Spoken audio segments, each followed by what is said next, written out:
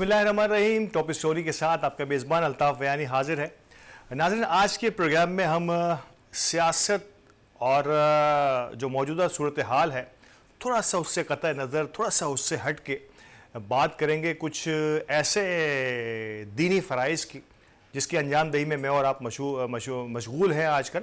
तो सबसे पहले तो मैं आगाज़ करूँगा आप सबको ईद की बहुत बहुत मुबारकबाद। बड़ी ईद, ईद उल अज़हा की मुबारकबादें। और चारों तरफ हम देख रहे हैं आज ईद के दिनों में बड़ी चहल पहल है और जानवरों की कटाई का सिलसिला जारी था। अब गोश्त और इसके बाद बारबेक्यूज़ का आगाज़ होगा। इसी के साथ एक अहम तरीन फ़रीज़ा, दीन का एक अहम तरीन फ़रीज़ा हज बैतुल्लाह, हज की सआदत भी नसीब हुई बहुत सारे मुसलमानों को, लाखों मुसलमानों को।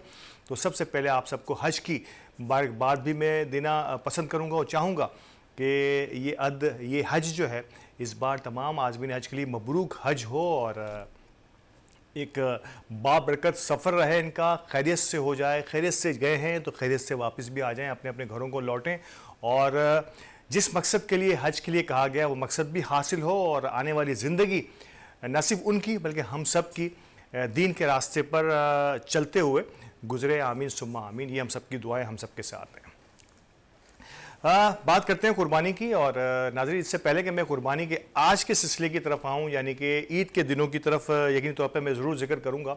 इससे पहले के कुर्बानी के मसाइल से मुराद कुर्बानी के जानवर को हासिल करना या जानवर को ख़रीदना एक मुश्किल तरीन मरहला होता है। और नो डाउट ये बड़ा आजकल इंटरटेनिंग भी हो गया है और आप देखते हैं ख़ास तौर पर नौजवानों का इंटरेस्ट जो है इसमें बहुत ज़्यादा बढ़ता चला जा रहा है। और कई जगहों पर हम देखते हैं कि सुजुकियाँ और बाकायदा प्लान के साथ जो है कि वो मंडी के विज़िट किए जाते हैं। 1 2 3 4 5 बल्कि कुछ लोग तो 8 8 10 10 विज़िट करते हैं और इसके बाद फिर कहीं जाके किसी एक जानवर पर उनकी निगाह टिकती है। कभी वो मिलता है, कभी वो नहीं भी मिलता। तो ये एक सिलसिला ईद के कोई कमोबेश 15-20 दिन पहले से बहुत तेज़ी से और आखिरी 10 दिनों में तो इंतहाई तेज़ी से जारी रहता है और रश लगा रहता है। इस बार एक अहम तरीन सिलसिले का हुआ था आगाज़। आपने सुना होगा ईद से पहले जो है कि हमारी जो मवेशी मंडी है, जो मेन मंडी जिसे हम कहते हैं, जो सुपर हाईवे पे लगा करती है, वो बहुत दूर लगाई गई। इंतहाई दूर होने की वजह आई डोंट नो क्या रही होगी, लेकिन यकीन तौर पे एक बड़ी जगह चाहिए होती है उसके लिए। और ये एक ज़रूरी चीज़ भी है, कोई प्रोजेक्ट तो है नहीं, कोई खाने पीने की चीज़ तो है नहीं, कोई मार्केटिंग तो है नहीं वहाँ पर कि लोग वहाँ तक नहीं जाएंगे। सबको पता है, जो भी अहबाब मैनेजमेंट के साथी हैं, जो लोग हैं जो इस पूरे सिलसिले को मैनेज करते हैं, इस पर भी हम जिक्र करेंगे। लेकिन उनको पता है कि मवेशी और जानवर लेना, और ख़ास तौर पे कराची की मेन और सबसे बड़ी मंडी, मैं समझता हूँ शायद वो एशिया की उस वक्त में सबसे बड़ी मंडी हुआ करती है, उस तक तो ज़रूर पहुँचेंगे जहाँ पे लाखों जानवरों की ट्रेडिंग होती है। यानी कि वो आते हैं मुख्तलिफ़ सूबों से और फिर कराची के लोग इससे अपनी अपनी सहूलत के मुताबिक अपने अपनी प्राइसेस, अपनी अपनी कीमतों के मुताबिक हासिल करते हैं। कीमतें आसमानों को छूती हुई कीमतें, मतलब 1 लाख, 1.5 लाख, 2 लाख तो बड़ी आम सी चीज़ है। और शायद सुनने में आया कि 50 लाख और 1-1 करोड़ का जानवर भी मंडियों में खड़ा था। कौन लेता है ये एक 50 लाख और 1 करोड़ के जानवर? यकीनी तौर पे लेने वाले होंगे, तभी इसकी कीमतें यहाँ मुकर्रर की जाती हैं। क्या फ़र्क होता है उस 2 लाख और 20 लाख और 50 लाख के जानवरों में और इनकी कुर्बानी की अहमियत में, इनकी कुर्बानी के सवाब में जिसे हम कहते हैं? तो मेरा ख्याल है ये तो कुछ नहीं होता। आप कितना ही बड़ा या कितना ही छोटा जानवर लें, अगर मैं गाय की बात करूं तो महंगा लें या सस्ता लें, 7 कुर्बानियाँ एक गाय की या बैल की होती हैं। तो ये तो अंडरस्टूड हो गया। तो महंगा और सस्ता ये फ़र्क होता है अपनी अपनी सहूलत के मुताबिक, यानी कि कौन कितना इन्वेस्ट कर सकता है, किसको अल्लाह ताला ने किस हैसियत से नवाजा है। तो शायद ये एक ही वजह मुझे समझ में आती है। ये एक वजह है कि कुछ लोग जो साहिब इस्तात होते हैं, अल्लाह ताला ने उन्हें नवाजा होता है माल से, तो वो अपनी शौक़ के मुताबिक अपने उस दिए हुए माल के शुक्राने के तौर पे बड़ा जानवर। अब बड़े जानवर में एक और चीज़ बड़ी अहमियत इख्तियार करती चली जा रही है। गुज़िश्ता कुछ सालों से मैं ख़ास तौर पे नोट कर रहा हूँ, आपने भी नोट की होंगी पिछले 10 सालों में ख़ास तौर पे, क्योंकि बचपन से हम देखते हुए चले आ रहे हैं कुर्बानी एक सादा सी कुर्बानी हुआ करती थी, लेकिन अब ये प्रोफेशनल के साथ साथ जो है ये इमारत और अपने नमूदो नुमाइश का ज़रिया भी बनती चली जा रही है। और ये इंतहाई अहम तरीन और सियाह तरीन पहलू जो मुझे नज़र आता है कुर्बानी के मकसद का और इसके फ़लसफ़े का। क्योंकि मैं और आप समझते थे कि सुन्नत इब्राहीमी अदा करते हुए क्या अजीम मकसद था वो, कि अल्लाह की राह में अपनी मकबूल तरीन चीज़ को, अपनी महबूब तरीन चीज़ को कुर्बान करना। और वो महबूब तरीन चीज़ किसी भी इंसान के लिए उसकी औलाद हुआ करती है। तो हज़रत इस्माईल अलैहिस्सलाम को कुर्बान ज़िबह करने तक के लिए ये मौका आया, ये फ़लसफ़ा है, ये वाक़या है। और इसके बाद फिर अल्लाह ताला ने किस तरह से इसको चेंज किया और फिर वो कुर्बानी का फ़लसफ़ा वहाँ से आगाज़ हुआ। तो उस फ़लसफ़े को अगर मैं देखूँ और आज की कुर्बानी की जो मैं रौनक़ें देख रहा हूँ, तो कहीं कहीं मुझे इसमें कुछ झोल नज़र आता है। मैं कुल्ली तौर पे, यकीनी तौर पर इस पर किसी को भी पिन पॉइंट करने की कोशिश नहीं करूँगा, क्योंकि मैं फिर कह रहा था कि ये अपने अपने शौक़ और अपने अपने इस्तिताअत की बात है। लेकिन जहाँ भी इस इस्तिताअत में मैं ये हर एक का इंडिविजुअल फ़ेल होता है, ज़ाती फ़ेल होता है हमारा, किसी भी इंसान का, किसी भी फैमिली का।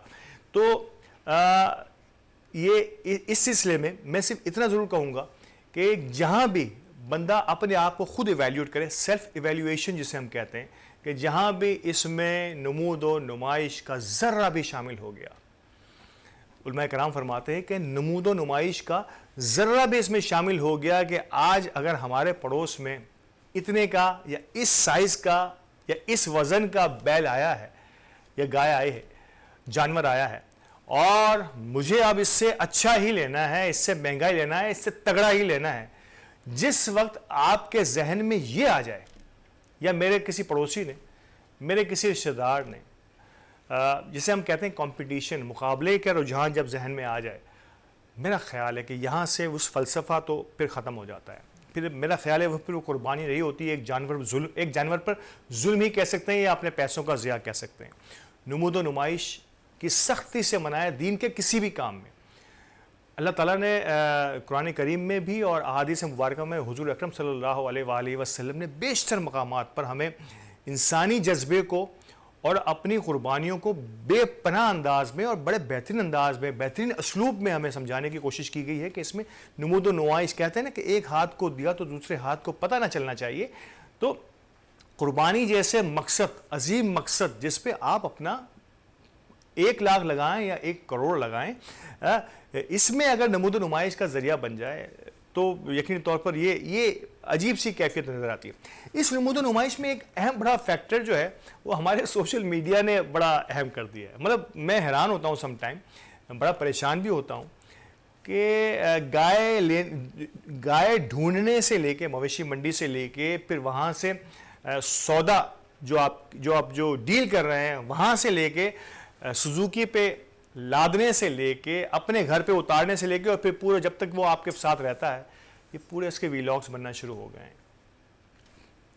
आई डोंट थिंक सो कि इसकी क्या वजह हो सकती है। मैं फिर किसी के जज्बे को ठेस नहीं पहुंचाना चाहता, तो इसलिए मैं बड़े सोच समझ के अल्फाज का इस्तेमाल कर रहा हूं। लेकिन क्या मकसद हो सकता है, अगर आपकी समझ में आया तो मुझे ज़रूर कमेंट बॉक्स में लिखिएगा कि इसका क्या मकसद हो सकता है, कि क्यों हम चाह रहे हैं, क्यों हम ये चीज़ें दिखा रहे हैं। आया अगर ये नमूद व नुमाइश में शामिल होती हैं तो फिर मैंने पहले कहा कि इस्लाम में इसकी बिल्कुल इजाज़त नहीं है। लेकिन अगर ये नमूद व नुमाइश नहीं है, कोई मोटिवेशन है और लोगों के लिए, तो ये शायद हो सकता है आप कमेंट बॉक्स में लिख सकें कि इस पर। और फिर यकीनी तौर पर बहुत सारे बड़े लोग जो हैं वो कुछ और अंदाज से इसकी पब्लिसिटी करते हैं। मैंने देखा है ऐसे बहुत सी ऑर्गेनाइजेशंस जो हैं वो अपने जो भी इन्होंने वो अपनी मंडियां बनाई हैं जहाँ पे लोग इनके इज्तिमाई कुर्बानी का रुझान जहाँ होता है तो उसकी फ़ोटोग्राफी करके भेजते हैं हमें और आपको, ताकि पता चले कि अल्हम्दुलिल्लाह इतने लोगों ने वक्फ कुर्बानी या इज्तिमाई कुर्बानी का में हिस्सा लिया है। तो ये तो एक पब्लिसिटी पॉइंट ऑफ व्यू से और लोगों की मोटिवेशन की तरफ से तो समझ में आता है। इस लेवल पर तो शायद मैं और आप इससे इत्तफाक कर सकते हैं कि शायद इसमें कोई कबाहत नहीं होनी चाहिए। ये मेरी ज़ाती राय है, मैं दीनी पॉइंट ऑफ व्यू से शायद इसको एलिब्रेट ना कर पाऊँ। लेकिन इंडिविजुअल मैं अपने लिए कोई जानवर लेने से लेके और फिर घर तक लाने और फिर जब तक ज़िबा नहीं हो पा रहा तब तक मैं इसकी रोज़ाना की सूरत हाल, रोज़ाना का उसका टेम्परेचर, रोज़ाना की इसकी डाइट उस जानवर की बताया चला जा रहा हूँ। तो ये किस हद तक मुमकिन है, और इसका इस फ़लसफ़े से क्या ताल्लुक़ है, जिसका मैं आइंदा आने वाले जो है ना वक्त में अभी ज़िक्र भी करूँगा कि उस फ़लसफ़े से हम किस तरह से जोड़ सकते हैं इस सारे सिलसिले को। अच्छा, अब कीमतों पे मैं थोड़ा सा जो है डिस्कस करना चाहूँगा। हमारे इस बार जो कीमतें रही हैं वो इंतहाई दस्तरस से बाहर रही हैं, और इसीलिए शायद अगर आप देखें इस बार जो लोगों ने भी एवेल्यूएट किया है कि इज्तिमाई कुर्बानी का रुझान जो कि हर साल बढ़ता चला जा रहा है, इस साल और बढ़ गया है। यानी कि लोगों की क़ुव्वत ख़रीद जो है वो महंगाई के इस रुझान में कोई बहुत ज़्यादा अच्छी नहीं रही। पिछले चंद सालों में जो पाकिस्तान की सूरत हाल रही है, पाकिस्तान की जो मुआशी सूरत हाल रही है, लोगों की जो क़ुव्वत ख़रीद में जो तेज़ी से कमी आई है और महंगाई में जो तेज़ी से इजाफ़ा हुआ है, इस बाइस कीमतें आवाम की कंट्रोल से बाहर रहीं। और आवाम के कंट्रोल से बाहर क्यों रही हैं, इसकी एक वजह तो यकीनी तौर पर हमारी करेंसी और दुनिया की कोई भी चीज़ जो है वो उस मुल्क की करेंसी पर डिपेंड करती है। तो हमारी करेंसी जो यकीनी तौर पर अब इतनी ज़्यादा डिवैल्यू हो चुकी है कि इससे कोई भी चीज़ जो है वो हमारी दस्तरस से बाहर होना शुरू हो गई है। इसमें एक और फैक्टर भी है,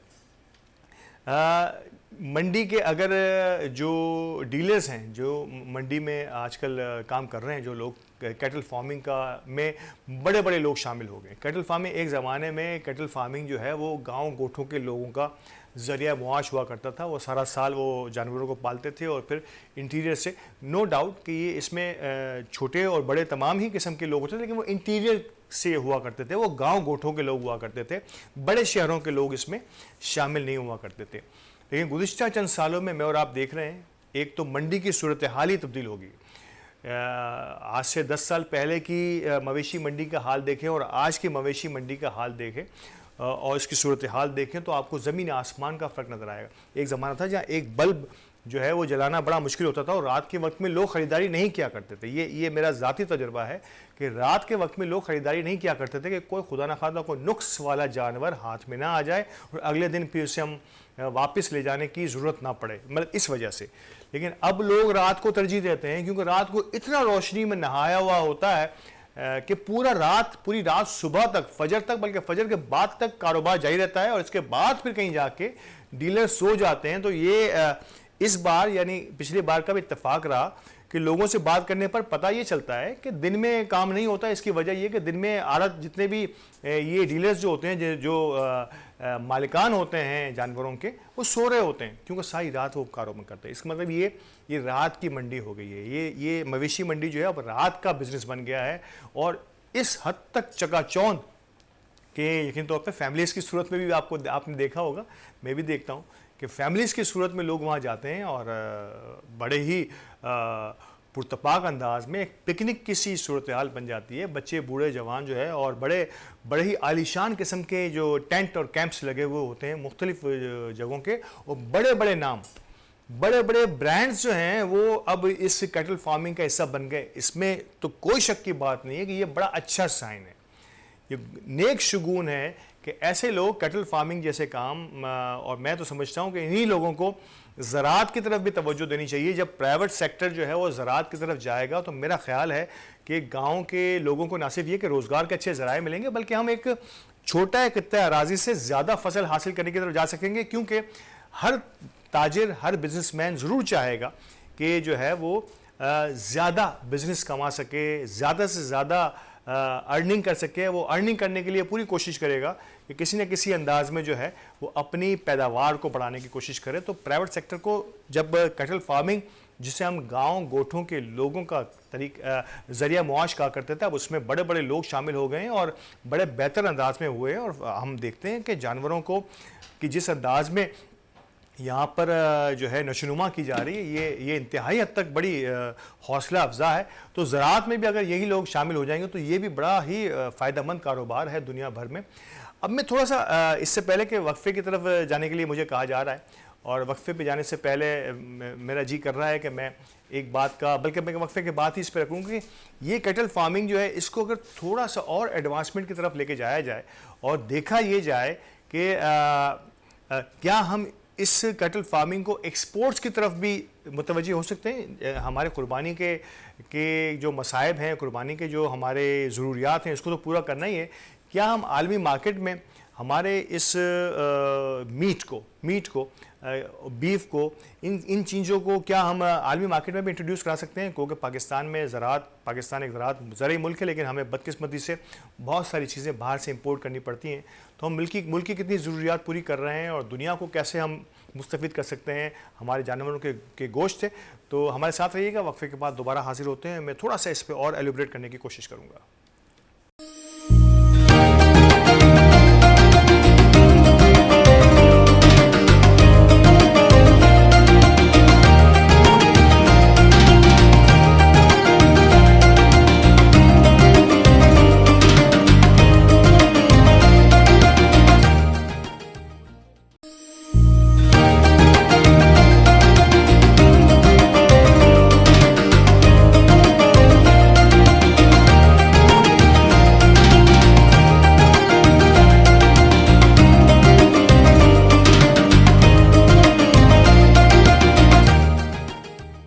वेलकम बैक नाज़रीन। और वक्फे के बाद वक्फे पे जाने से पहले मैंने कहा था आपसे कि मैं कोशिश करूंगा कि थोड़ा सा दुनिया में इस वक्त मीट एक्सपोर्ट का बिज़नेस जो है वो किस लेवल पर होता है, और ऑस्ट्रेलिया उसमें सर फहरिस्त है। और दुनिया भर में मीट की बहुत बड़ी, ख़ास तौर पर वेस्ट की तरफ अगर हम देखें तो उसकी बहुत बड़ी दुनिया की ज़रूरियात जो है वो ऑस्ट्रेलिया पूरा करता है। और आप हैरान होंगे कि भारत जो है वो भी मीट एक्सपोर्ट में अपना एक नाम रखता है। गो के नॉर्मली में आप सुनते हैं कि गौ माता को काटा नहीं जाता, और इंडिया में गाय के काटने पर कुछ पाबंदियां या इस किस्म की कुछ सूरत हाल है। लेकिन आप हैरान होंगे कि भारत में भी जो है ना बीफ एक्सपोर्ट का एक बड़ा बिजनेस जो है वो दुनिया भर की कुछ लेवल पर ज़रूरियात जो है वो भी पूरा कर रहे हैं। पाकिस्तान का इसमें कोई बहुत ज़्यादा अमल दखल नहीं है। क्यों हमारी तवज्जो इस तरफ नहीं है? क्यों आज मुल्क की मुआशी सूरत हाल को, मैं कुर्बानी को थोड़ा सा जो है ना इसके मुआशी एस्पेक्ट की तरफ ले जाने की कोशिश कर रहा हूँ कि जब ये एक सिलसिला शुरू हो ही गया है, कुर्बानी के लिए ही बड़े बड़े लोग इसमें शामिल हो गए हैं, तो क्यों ना इसको एक्सपोर्ट की तरफ भी ध्यान दिया जाए और हम इसको एक क्वालिटी मीट प्रोडक्ट को एक्सपोर्ट करने की कोशिश करें। फ़िश प्रोडक्ट भी एक ज़माने में हम किया करते थे, लेकिन बदकिस्मती है कि हमारी जो सी फूड जो है, सी प्रोडक्ट जो है वो बड़े दुनिया के बड़े ममालिक में बड़े शौक से जो इस्तेमाल की जाती थी। लेकिन बदकिस्मती है कि क्योंकि हमने हमारे उस सिस्टम को बेहतर नहीं किया जो हमारी फ़िशरीज़ का निज़ाम हुआ करता था, जो हमारे और बहुत सारी चीज़ें थी जो हमारे सिस्टम्स से वो बेहतर नहीं हुए। तो शायद दुनिया के बहुत सारे ममालिक ने अब पाकिस्तान से जो है वो सी फूड या फ़िशरी प्रोडक्ट्स जो हैं उसको जो है बंद कर दिया। वो अब अपने मुल्क में इसे इस्तेमाल करने की इजाज़त नहीं देते, इस पर इंपोर्ट करने की इजाज़त नहीं देते। तो ये बदकिस्मती हमारी। लेकिन मीट और बीफ जो है वो एक ऐसा एलिमेंट है जिस पर अगर काम किया जाए तो पाकिस्तान के जानवर, अगर मैं और आप कुर्बानी के मौके पर तो ख़ास तौर पर हम देखते हैं कि क्या फरबा जानवर, क्या खूबसूरत और क्या एक भरे हुए जानवर जिसे हम जिस किस्म की अफजाइश नस्ल हमारे यहाँ हो रही है। तो प्राइवेट सेक्टर को इस तरफ भी ध्यान देना चाहिए। और यहाँ ध्यान देने से एक सबसे बड़ा फ़ायदा ये होगा हमारे ख़ित्ते में ख़ास तौर पे कि हम और हमारे मुल्क में कि हम जो है इससे ज़र मुबादला हासिल कर पाएंगे। और ये बड़ा अहम तरीन आज का हमारा सबसे बड़ा दुख, पाकिस्तान का सबसे बड़ा लम्हा फ़िक्रिया जो है वो हमारा फ़ॉरेन एक्सचेंज है। और एक फ़ॉरेन एक्सचेंज की बहुत बड़ी रकम जो है हम इस मीट कंट्रोल से, इस मीट की डिस्ट्रीब्यूशन से, मीट और बीफ के एक्सपोर्ट से हासिल कर सकते हैं। तो इस पर गौर करना चाहिए हुकूमत को। इसमें मज़ीद इंसेंटिव्स देने की ज़रूरत है। इसमें अगर कर्ज़े भी देने की कोई ज़रूरत पेश आए तो वो भी देने चाहिए ताकि लोकल फार्मर जो हैं वो इनकरेज हो। और जो बिज़नेस टाइकून्स हैं जो यकीनी तौर पर बहुत सारी जगहों पर मुश्किल मराहल का सामना करना पड़ रहा है। आप समझ रहे हैं कि इंडस्ट्री के लिए पावर की ज़रूरत पड़ती है, बिल्डिंग बनाने के लिए जो है और हमारी जो कंस्ट्रक्शन इंडस्ट्री है उसके लिए बहुत सारे ऐसे अवामिल की ज़रूरत हुई जो यहाँ पे नापैद होते चले जा रहे हैं। तो ज़मीन तो अल्लाह ताला ने हमें दी है, रोशनी अल्लाह ताला हमें वैसे ही दे रहा है, पानी यकीनी तौर पर हमारे पास इतना है कि हम इसे संभाल नहीं पाते और वो सैलाब की सूरत में निकल जाता है। तो क्यों ना हम ज़राअत, क्योंकि ज़रई मुल्क है अल्हम्दुलिल्लाह, अल्लाह ताला ने हमें फर्टिलाइज्ड लैंड स्केप दिया हुआ है, तो क्यों ना हम इससे फ़ायदा उठाते हुए और फार्मिंग के लिए उन्हीं ज़मीनों की ज़रूरत पड़ेगी, उनका चारा, उनकी घास हमारे जानवरों के लिए, तो ये एक ऐसा कॉम्बिनेशन बन सकता है कि हम दुनिया में अपना एक नाम कमा सकते हैं। एक बहुत बड़ा खित्ता है ज़मीन जो है हमारे पास अभी भी मौजूद है, जिस पर हम बहुत अच्छी फसलें और बड़े ही अच्छे अंदाज में जानवरों की देखभाल कर सकते हैं। तो इस चैप्टर को भी हमें गौर करना चाहिए। कुर्बानी के साथ साथ एक्सपोर्ट्स की तरफ हम किस तरह से जा सकते हैं। इस दफ़ा एक चीज़ें, एक सूरत हाल जो मंडी के दूर रहने की हुई उस पर मैं आगाज़ में बता रहा था कि मंडी के जो दुकानदार थे, मंडी के जो डीलर्स थे, उन्होंने एक बड़ी अहम तरीन शिकायत की थी, और वो शिकायत थी कि हर चीज़ का महंगा होना। जो ऑर्गेनाइजर्स होते हैं, जो मैनेजमेंट होती है हमारी मवेशी मंडियों की, उनकी कुछ रूल्स शराइत हुआ करती हैं पर जानवर, उनका कोई फ़िक्स अमाउंट होता है। इसी तरीके से पानी की तरसील, इसी तरीके से बिजली की तरसील, इसी तरीके से उस टुकड़े का, उस टेंट का किराया।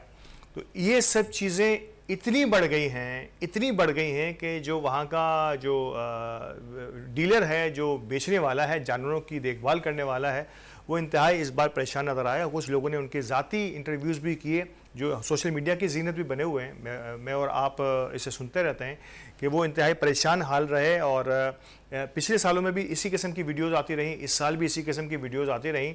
तो क्योंकि उनका ओवरहेड बहुत बढ़ जाता है, यानी कि एक जानवर पे सम टाइम वो 20-20, 30-30 हज़ार रुपये की बातें करते हैं, शायद इससे भी कई गुना ज़्यादा। तो जब ये एक जानवर पे 40-50 हज़ार रुपये इनका लाते ही खर्चा हो जाता है, तो यकीनी तौर पर कुछ थोड़ी सी मुश्किलात का सामना तो करना पड़ेगा। थोड़ी सी मुश्किलात तो होंगी, और वो मुश्किलात फिर जो है वो एक सर से दूसरे सर यानी कि अवाम की तरफ आ जाती हैं।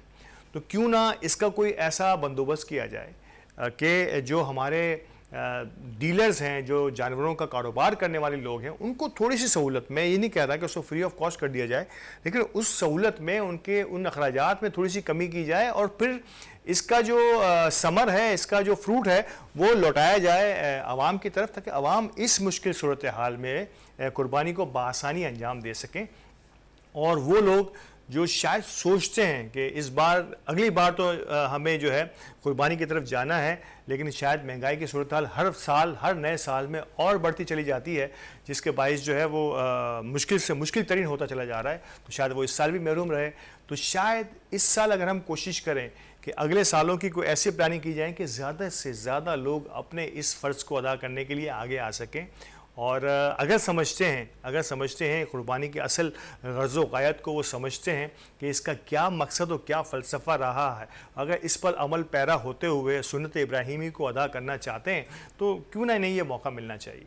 ये मौका उन्हें ज़रूर मिलना चाहिए। और जिस घर में पहली कुर्बानी होती है, हमारे घरों में भी हुई होगी, आपके घरों में भी हुई होगी, जिस घर में पहली कुर्बानी, जैसे कहते हैं कि हम अब इस काबिल हो गए हैं कि एक जानवर अल्लाह ताला की राह में सुन्नत इब्राहीमी को अदा करते हुए हम एक जानवर ज़िबा कर सकते हैं, तो ये कितनी बड़ी सआदत और कितनी बड़ी खुशी का मौका होता है उस घर के लिए, उस फैमिली के लिए। ये बहुत सारे घर बखूबी इससे वाकिफ़ होंगे जो सालों से नहीं कर रहे थे, कुर्बानी की तरफ नहीं जा रहे थे, अपने फाइनेंशियल प्रॉब्लम्स या अपने मुआशी मसाइल की वजह से, लेकिन अब वो इस काबिल हुए हैं और वो करना चाहते हैं अल्लाह की राह में किसी जानवर को कुर्बान। तो ये मसाइल हुकूमतों से भी जुड़े होते हैं। हुकूमतों को चाहिए कि आवाम को ऐसी छोटी छोटी खुशियाँ जो है, जो दीन का तकाजा भी हैं, हासिल करने का पूरा मौका मिलना चाहिए। लेकिन यहाँ पर एक अहम तरीन में फ़लसफ़ा, अहम तरीन रूटीन्स मुझे नज़र आ रहे हैं। बड़ी माज़रत के साथ अगर किसी की दिल आज़ारी हो जाए, तो इससे पहले ही मैं माज़रत ख़्वाह हूँ कि इस नमूद नुमाइश का हिस्सा बनते हुए बहुत सारे ऐसे लोग कर्जा लेकर अपने उस रूटीन को कायम रखने के लिए, एक तो ये कि जिन्होंने कब तक नहीं की अब करना चाहते हैं, एक वो जो कर रहे थे लेकिन शायद किसी वजह से हालात साथ नहीं दे रहे, महंगाई बहुत बढ़ गई है, वो मामला जो बहुत ज़रूरी हैं सुन्नत को अदा करने में हायल हो रहे हैं, लेकिन क्योंकि नाक ना कट जाए, पड़ोसी क्या कहेगा, रिश्तेदार क्या कहेगा, गोश्त हम नहीं बांटेंगे, बहनों के यहाँ नहीं देंगे, भाभी के यहाँ नहीं देंगे, किसी और रिश्तेदारों में नहीं देंगे, तो क्या कहेंगे, क्या सोचेंगे। तो इस मसले को हल करने के लिए कर्जा लेकर देखा गया है, और आपके आसपास भी यकीनी तौर पर ऐसे कुछ चंद केसेस होंगे ज़रूर कि कर्जा लेकर, उधार लेकर कुर्बानी का जानवर ख़रीदा जाता है, और फिर शायद उसको लौटाना आहिस्ता आहिस्ता करके, ये कितनी गैर मनसूब बात है। गैर महसूस तौर पर मैं और आप वो जुर्म कर रहे होते हैं जिसकी हमें ज़रूरत नहीं है। फिर वही उनसर क्या आ गया, एक तो आपने अपने ऊपर कर्ज का बोझ लाद दिया, दूसरा उनसर आपने कुर्बानी क्यों की कि कोई क्या कहेगा, और कोई क्या कहेगा जहां आ जाती है वहां पे नमूदो नुमाइश का उनसर शामिल हो जाता है। और नमूदो नुमाइश का इस्लाम में कोई जगह नहीं है नमूदो नुमाइश की। तो क्या हुआ, एंड रिजल्ट क्या हुआ? एंड रिजल्ट ये हुआ कि आप पे कर्जा भी चढ़ गया और आपकी कुर्बानी का मकसद भी फौत हो गया, यानी कि उस फलसफे को भी आपने पसे पुश डाल दिया। तो खुदा के लिए मैं एक बार फिर आप सबसे इल्तिजा करूंगा कि इस सिलसिले को हमें, मुझे और आपको मिलकर रोकना होगा और उन लोगों को समझाना होगा कि कुर्बानी एक सुन्नत है। इस सुन्नत को अदा करने के लिए आपका साहिब हैसियत होना ज़रूरी है। अगर आप किसी वजह से इस साल नहीं कर पा रहे तो कोई बात नहीं, आप हिस्सा दे सकते हैं अगर आपको अपने दिल की तस्कीनी चाहिए, लेकिन लाखों का जानवर ख़रीद कर वो भी कर्ज लेकर शायद ये मुनासिब नहीं। तो ये एक छोटी सी बात, अगर किसी के दिल आज़ारी हुई हो तो मैं इंतहाई दस्तबस्ता माज़रत ख्वाह हूँ आप सबसे। अच्छा, अब आ जाते हैं जो ईद हम गुजार रहे हैं, बारबेक्यू का। सबसे पहले तो ईद के बाद जब जानवर ज़िबा हो जाता है तो हमें क्या चीज़ें, एक जानवर के नॉर्मली 3 हिस्से किए जाते हैं और 3 हिस्से करने भी चाहिए। और कुछ लोग, मैं आंखों देखी बात कर रहा हूँ, कुछ लोग जो है वो इंतहाई दयानतदारी के साथ तमाम ही जानवर के तमाम ही बॉडी पार्ट्स को 3 हिस्सों में डिवाइड करते हैं। 4 पाए होते हैं, 3 हिस्से होते हैं, तो वो किसी अपने पास एक ही रखते हैं और 2 किसी के हिस्से में डाल देते हैं, यानी कि गुरबा और एक रिश्तेदार और एक अपना होता है। अब यही अब तक की इसकी जो है ना डिस्ट्रीब्यूशन मुझे और आपको समझ आई है। तो उसमें अपने पास 2 नहीं रखते, अगर 4 पाए होते हैं तो 2 पाए किसी के लिए रख दिए जाते हैं। ये एक मैंने देखा है, अपनी आंखों देखी बात कर रहा हूँ, लेकिन बहुत कम देखा है। कई जगहों पर ऐसा सिलसिला नहीं होता, पाए तो अलग ही होते हैं और बहुत सारे ऐसे बॉडी पार्ट्स होते हैं जो कि जिसके हिस्से नहीं होते, गोश्त के ही हिस्से होते हैं, और वो गोश्त जो है वो अच्छा अपनी तरफ और थोड़ा जो हड्डियों वाला होता है वो दूसरों की तरफ कर दिया जाता है। अल्लाह माफ़ करे, ये मैं अपनी बात कर रहा हूँ क्योंकि आंखों देखी बातें होती हैं, मुशाहिदे की बात होती है। तो यहाँ से फिर वही नमूदो नुमाइश और अपनी ज़ाती मफाद का उनसे शामिल हो जाता है। तो जब आपने इतना बड़ा जानवर ज़िबा किया तो आप इस पर भी दिल को बड़ा करते हुए हिस्सों को बराबर तकसीम करें ताकि आपकी कुर्बानी का वो मकसद और फ़लसफ़ा फौत ना होने पाए। इसके बाद इस कुर्बानी के गोश्त का जो आपने हासिल किया है, इसका इस्तेमाल, बड़ा ही अफसोसनाक पहलू इसका मैं आपके सामने बयान कर रहा हूँ कि बज़ाहिर तो यहाँ पे इस बात को ख़त्म हो जाना चाहिए कि आपने कुर्बानी कर दी, गोश्त की डिस्ट्रीब्यूशन हो गई, कुछ गोश्त आपने अपनी ज़रूरत के साथ रख लिया, कुछ बहुत सारा आपने बांट दिया, अब वो इस्तेमाल में आता रहेगा। नहीं, ये यहाँ ख़त्म नहीं होती। इसके बाद बारबेक्यू पार्टीज़ का एहतमाम होता है। बारबेक्यू पार्टीज़, किस बारबेक्यू की पार्टी? वो कुर्बानी का जानवर जो सुन्नत इब्राहीमी के सिलसिले में कुर्बान किया गया, जिस पे आपने अपने लाखों रुपए खर्च किए, अपनी नीयतों से खर्च किए, अब उसकी बारबेक्यू पार्टी। कहीं दोस्त अहबाब, कहीं जो है वो फैमिलीज़, और कहीं और बड़े बड़े इज्तिमात होते हैं। बारबेक्यू पार्टीज़ के बड़े बड़े इज्तिमात होते हैं। एक फैमिली में बैठकर आपने कुछ ऐसा ख़ास कर लिया तो इसमें शायद कोई हर्ज नहीं है, लेकिन एक बड़ी पुरतकल्लुफ़ पार्टी, बारबेक्यू पार्टी जिसे आप कहते हैं ना, शायद मैं समझता हूँ ये मेरा ज़ाती नुक्ता निगाह हो सकता है और हर एक को इससे इख्तिलाफ़ का हक़ है, और कि ये मेरी ज़ाती ख़्याल में हमें इसको डिस्करेज करना चाहिए। हमें ज़ाती हैसियत में इन बड़ी बड़ी पुरतायुश जो है वो बारबेक्यू पार्टीज़ जो हैं उससे इज्तनाब करना होगा। क्यों कि ये फिर उसी नमूदो नुमाइश में शामिल हो जाती है जिसका जिक्र मैंने आगाज़ में किया, जिसके लिए हमारे उलमाए कराम, हमारा दीन हमें रोकता है कि आपने ऐसे किसी भी अमल की तरफ नहीं जाना जहाँ पे आपका वो कुर्बानी का फ़लसफ़ा या सुन्नत इब्राहीमी का फ़लसफ़ा जो है वो मुतासिर हो रहा हो। तो ये बड़ा अहम तरीन टॉपिक है, ये बड़ा अहम तरीन नुक्ता है जिस पर मुझे और आपको डिस्कस करना चाहिए, और यकीनी तौर पर लोग डिस्कस करते भी हैं और इस पर सोचते भी हैं, लेकिन अमल नहीं कर पाते। मैं इसमें शामिल हूँ कि हम उस पर अमल नहीं कर पाते, लेकिन अब हमें वक्त आ गया है कि हम सबको इस पर अमल करना होगा, क्योंकि इससे बहुत सारी चीज़ें जब किसी भी एक दीन के किसी रुकन को जब हम फैंटिसाइज कर देते हैं, जब इसको हम एक एक इवेंट की, एक जो है वो त्यौहार की और एक जो है वो एक बड़े सेलिब्रेशंस की तरफ लेके चले जाते हैं, तो इसमें से जो है वो फ़लसफ़े का और जो बयानिए का और जो सुन्नत का जो एलिमेंट है वो रफ्ता रफ्ता ज़ाया होना शुरू हो जाता है। और ये बदकिस्मती के साथ ये हम कर चुके हैं कि वो फ़लसफ़ा कहीं दूर रह गया है, हमारे सिर्फ दिमागों में रह गया है, हमारे अमल में नहीं आ रहा। तो हम सबको मिलकर कोशिश करनी होगी कि इस फ़लसफ़े को दोबारा से अपने अंदर शामिल करें और अपनी पुरतायुश क़ुरबानी को, पार्टीज़ को मिनिमाइज़ करना होगा और इसको एक सादा सा हमारा, जिसे ख़ास तौर पर सुन्नत इब्राहिमी कहते हैं, इसी तरफ राग़िब रखना होगा। वक्फ़े की तरफ चलते हैं और वक्फ़े के बाद दोबारा हाज़िर होते हैं और इसी मौजू को और कंटिन्यू करते हैं।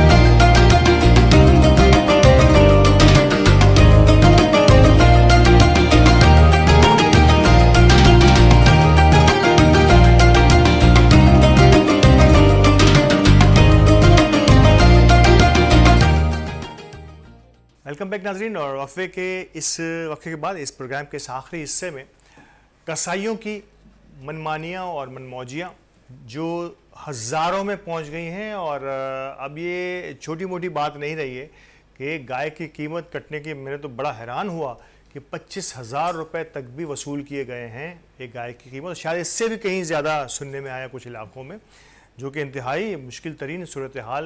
यानी कि एक तो जानवर को लेना इतना अजाब था, जिसका जिक्र मैंने आगाज़ में किया, और अब इसके बाद इसकी कटाई इससे ज़्यादा मुश्किल मरहला होती है और महंगा होता चला गया है। तो इसका असर यकीनी तौर पर, जिस तरह से एक आम ताजिर जो है वो किसी न किसी अंदाज़ में कोशिश करता है कि अपनी ज़रूरियात ज़िंदगी को पूरा करने के लिए, तो ताजिर तो अपनी जगह हैं, लेकिन कसाई जो हैं, जो हमारे इस जानवरों को ज़िबा करने वाले लोग हैं, ये तो पूरा साल इस अहम तरीन त्यौहार का इंतज़ार करते हैं। तो जब 5 लाख का जानवर, अगर 5 लाख का जानवर कटाने के लिए अगर 25-50 हज़ार रुपये देने की ज़रूरत पड़ती है, तो शायद ये कोई महंगा सौदा नहीं है। तो इस पर तो हमें और आपको यकीनी तौर पर जो है वो बड़ी ही जो है खुशी से, नो डाउट, क्योंकि बहुत ज़्यादा हर इंसान की अपनी कैपेसिटी है। 50 लाख वाला बंदा तो 50,000 शायद दे दे, या 25 लाख वाला भी है, 10 लाख वाला भी शायद 10-20 हज़ार तक की कहानी कर ले। एक जो 1-1.25 लाख रुपए का जानवर लेके आए हैं, उनसे अगर 25,000 का तकाजा किया जाएगा तो ये ज़रा मुश्किल काम होगा। तो ये बड़ा मुश्किल हो गया था। इस बार बड़ी तू में होती हुई नज़र भी आई बहुत सी जगहों पर। बहुत सारे लोग अच्छे कसाई की जो है वो तलाश में मारे फिरते हुए नज़र भी आया। बहुत सारे लोगों को कुछ सस्ता के चक्कर में जो है वो अच्छा नहीं मिल सका, और फिर वो दस्तों गिरेबां होते हुए भी कसाई के साथ नज़र आए कि हमारा जानवर सही तरह से नहीं कटा, या हमारे बोटियाँ या चांपें सही तरीके से कटी हुई नहीं मिली। ये भी एक सिलसिला हर बार की तरह इस बार भी होता हुआ नज़र आया है हमें। और सबसे बड़ा जो नुकसान जो इस ईंदों में हमें नज़र आता है कि बीमारी की एक वबा फैलती है। ये आप अगर किसी अपने फैमिली डॉक्टर या अपने एरिया के क्लिनिक्स की तरफ आप कभी जाना हो आपका, और आपके फैमिली डॉक्टर्स हों, और आपके एरिया के सराउंडिंग में जो क्लिनिक्स होते हैं जहाँ पे नॉर्मली मैं और आप छोटी मोटी बीमारियों के लिए जाते हैं, अगर आप उन डॉक्टर से पूछें तो बकरा ईद के बाद का एक सीज़न होता है। यानी कि इसके बाद एक ज़्यादा खाने से, माहौल में आलूदगी आने से, जो जा बजा में और आप देखते हैं खून और आलाइशें जिस तरह से बिखरी पड़ी होती हैं हमारे यहाँ सड़कों पर, इन तमाम का एक मुरक्कब बन के जो एक बीमारी की सूरत में वायरस जो नशोनुमा पाता है, उसकी वजह से बीमारियों का एक सिलसिले का आगाज़ होता है, जो बकरा ईद के बाद ख़ास तौर पर नोटिस किया जाता है। इसके लिए सिटी डिस्ट्रिक्ट गवर्नमेंट ने और मुंतखब मेयर कराची ने कोशिशें तो बहुत की हैं, और इस बार काफ़ी हद तक कुछ बेहतरी नज़र भी आई है कई इलाकों के अंदर। इसमें कोई शक व शुबे की बात नहीं है, क्योंकि आलाइशों को उठाने का सिलसिला तो काफ़ी बेहतर रहा पिछले सालों की तरह इस साल भी। और बर वक्त उठती भी रही कई इलाकों से, नो डाउट कि कई इलाकों से शिकायत भी रही हैं, लेकिन ओवरऑल ये मामला तो बड़े बेहतर रहे। लेकिन इसके बाद ये मेरा ज़ाती ख्याल है कि अब एक ज़माना था जब मैं और आप सुना करते थे, बल्कि हमारे बुजुर्ग ही बताते थे, मैंने तो आज तक नहीं देखा कि कराची में सड़कें धुला करती थी। कराची की बड़ी सड़कें धुला करती थी और कुछ हमारे सोशल मीडिया पर ऐसी फुटेजेस भी मौजूद हैं कि सड़कों की धुलाई हो रही है। तो क्या कराची हुआ करता था उस वक्त। तो कम से कम बकरीद के बाद धुलाई की ज़रूरत ज़्यादा पड़ जाती है, क्योंकि आलाइशें इतनी ज़्यादा, खून और दीगर चीज़ें जो हैं वो इतनी ज़्यादा सड़कों पर बिखर जाती हैं कि इसके बाद इसको डिसैनिटाइज़ करना बेइंतहा ज़रूरी होता है। और इसको न सिर्फ ये कि धुलाई हो, बल्कि इसके बाद और बहुत सारे स्प्रेस का होना बेइंतहा ज़रूरी है, ताकि लोग डॉक्टर्स के पास जाने से बच सकें इस अहम तरीन मौके के बाद, जहां वो चाहते हैं कि वो एंजॉय कर सकें अपने उन तमाम कुर्बानी के मामलात को ईद के बाद भी।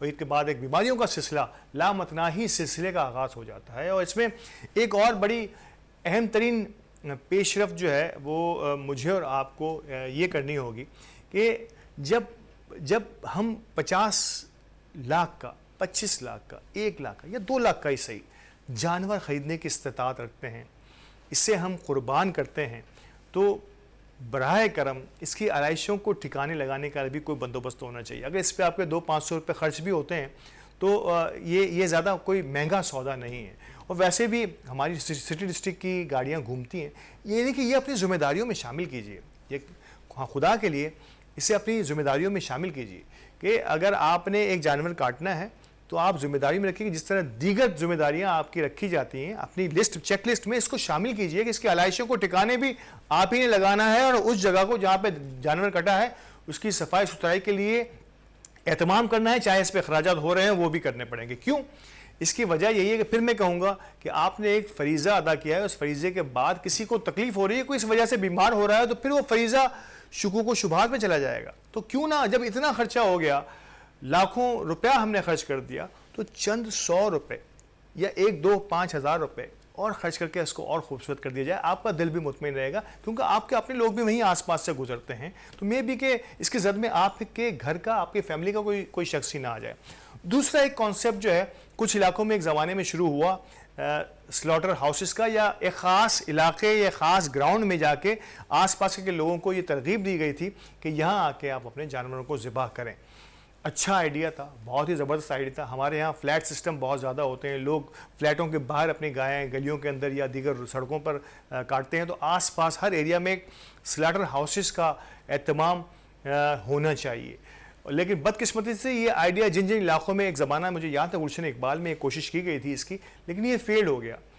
फेल्ड की सिर्फ और सिर्फ एक वजह वो ये कि हम अपनी गाय को अपने घर के आगे काटना चाहते हैं, हमारी ख़वातीन, हमारे बच्चे देखना चाहते हैं, वो इतना दूर कहाँ जाएंगे देखने के लिए। हालांकि कुछ ज़्यादा दूर नहीं होता, मुश्किल से आधा किलोमीटर कह सकते हैं। और मुझे तो याद है कि ट्रांसपोर्टेशन भी फराहम की गई थी कि आपका गोश्त यहाँ से वापस आपके घर तक भी पहुँचा दिया जाएगा। लेकिन बदकिस्मती है कि हम इस तरफ हमारा रुझान जो है, क्योंकि सिविक सेंस की आगाज़ ही से हम सब में कमी है, और हम समझते हैं कि बस ये अदा हो गया, हमने एक जानवर ज़िबा कर दिया और हमारा हक अदा हो गया, हमने सुन्नत इब्राहिमी को अदा कर दिया है। इसके बाद तो अब ये गवर्नमेंट जाने और इनके इदारे जाने कि क्या करके जाना है। तो प्लीज़ खुदा के लिए बराह करम मैं फिर आपसे कहूँगा कि अब जो हो गया सो हो गया। अब अगर एहतमाम अभी भी कई जगहों पे मुझे और आपको नज़र आती हैं, तो और कुछ नहीं तो इदारों को कॉल ही कर दीजिए, इदारों को फ़ोन कर दीजिए कि इस जगह पर आलाइशों का जो है ना उसके उठाने का एहतमाम नहीं हो पाया है किसी भी वजह से, तो उसको उठा लें ताकि सड़कें साफ़ हो जाएं। थोड़ा सा पानी बहा दीजिए, थोड़ा सा वाइपर लगा दीजिए, ताकि आपके दिल को सुकून मिल जाए कि जो सुन्नत मैंने अदा की है उसके बाद के जो लवाजमात थे उसको भी मैंने अदा कर दिए, ताकि किसी चलने फिरने उतरने चढ़ने वाले को तकलीफ़ ना हो। और यकीनी तौर पर इन तमाम चीज़ों का असर जो है वो आपकी ज़ाती ज़िंदगी में नज़र आएगा, और कई लोग इस पर इंतहाई सख्ती के साथ अमल पैरा भी होते हैं। मैं 100% बात नहीं कर रहा होता, जो भी मैं अगर गिले शिकवे आपसे कर रहा हूँ तो ये 100% लोगों पर इम्प्लीमेंट नहीं होते। कई लोग ऐसे हैं जो इस पर इम्प्लीमेंट करते हैं और सख्ती से करते हैं, और मैं और आप देख रहे होते हैं कि एक ही गली के अंदर 4 घरों के आगे इंतहाई सफाई जैसे कुछ हुआ ही नहीं यहाँ पर, और कुछ घरों के आगे इतना सब कुछ होता है कि समझते हैं कि शायद सब कुछ यहीं हुआ है।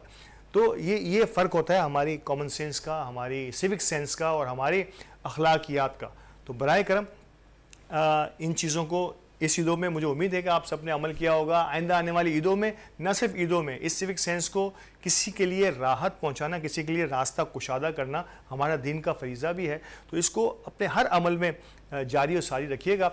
हमारा आज का ये प्रोग्राम पूरा हमने कुर्बानी और कुर्बानी के जो हमारे लोकल प्रॉब्लम्स हैं और कुर्बानी के जो हमारे ज़ाती इश्यूज़ हैं, एक मुशाहिदा मेरा और आपका रहा है, उसी पर हमने फोकियत दी और आज के प्रोग्राम को हमने इसी कुर्बानी पर तरकीब दी है।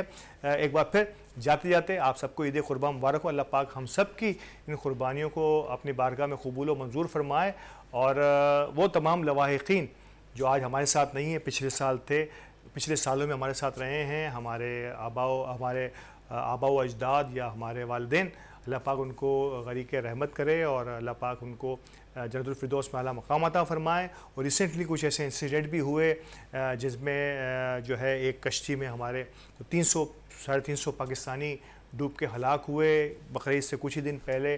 और एक बाप बेटा एक जो आबदोस के अंदर उनका हादसा पेश आ गया। तो अल्लाह पाक दुआ है कि ऐसे उन ख़ानदानों को जो है वो ये गम सहने का सदमा बर्दाश्त करने की तौफीक अता फ़रमाए और इन मरहूमीन को अपने जन्नतुल फिरदौस में आला मकाम अता फ़रमाए। इसी के साथ आज के इस प्रोग्राम का इख्तिताम करते हैं। इंशाअल्लाह अगले प्रोग्राम में फिर से दोबारा से मुल्की हालात और सियासत पर बात करेंगे। इजाज़त दीजिए। अल्लाह ने के बाद।